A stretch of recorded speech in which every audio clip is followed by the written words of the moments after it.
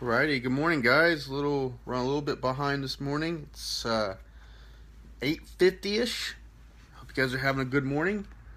Today is Thursday, March 23rd, and today we are going to be in Psalm 40.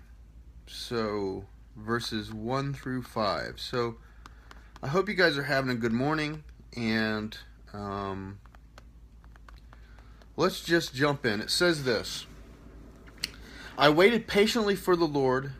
He turned to me and heard my cry. He lifted me out of the slimy pit, out of the mud and mire. He set my feet on a rock, and he gave me a firm place to stand. He put a new song in my mouth and a hymn of praise to our God. Many will see and fear the Lord and put their trust in him. Blessed is the one who trusts in the Lord, who does not look to the proud, to those who turn aside to false gods. Many, Lord my God, are the wonders you have done, the things you have planned for us. None can compare with you.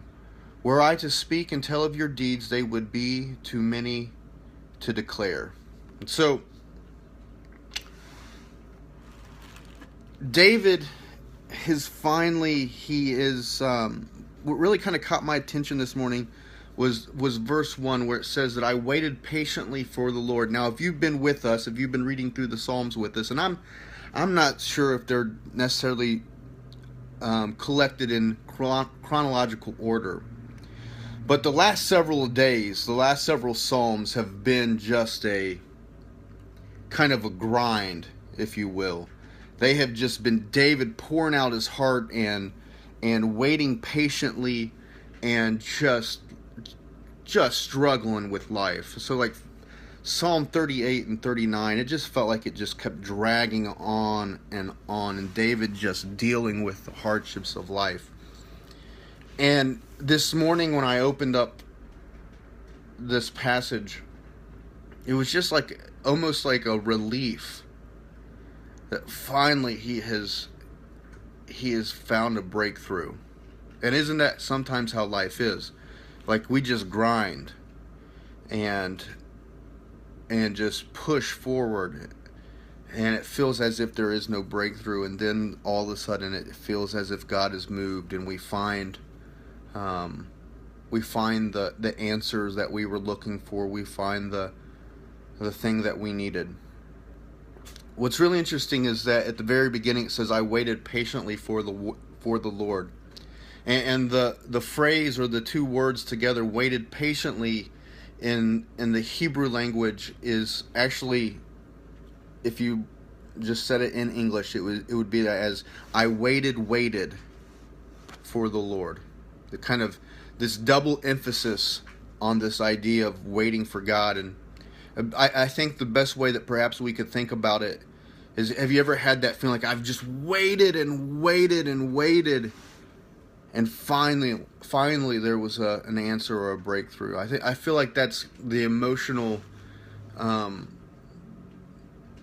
thing that's going on here. It's the illustration perhaps, or it's just the pure humanity kind of coming out through the text of David, just this struggle.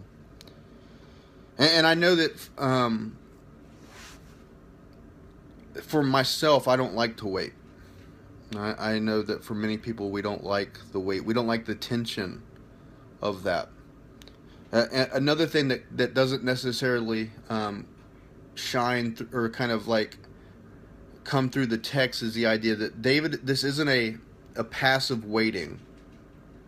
But as David has been in this process of this in-between space, that he has been active and faithful still to God, even though he doesn't have the answers. Oftentimes, we want to put God to the test as we find ourselves in those in-between spaces. Like, I'm not going to move until you move, God.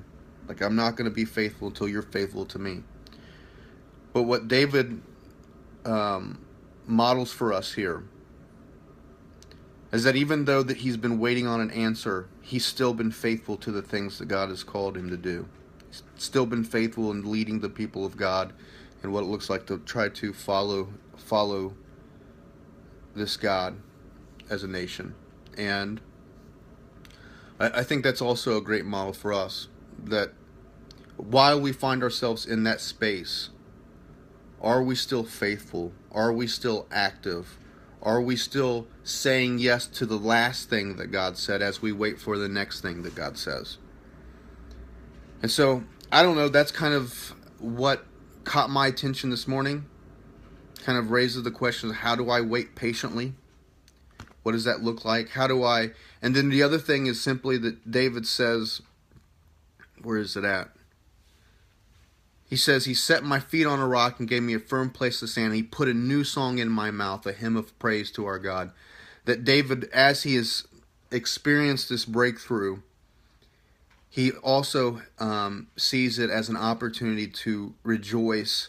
And are you back? Maybe. I'll finish this up real fast. I'm losing my connection. He uses it as an opportunity to rejoice, bless God, and to sing a new song of praise. So, I don't know. Hopefully that makes sense. Hopefully that little break there didn't mess this up.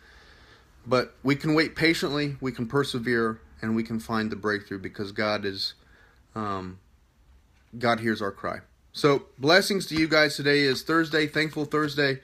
Make sure you're thankful today to God, to someone else in your life. And we will catch you tomorrow. Love you guys. We'll see you tomorrow. Bye.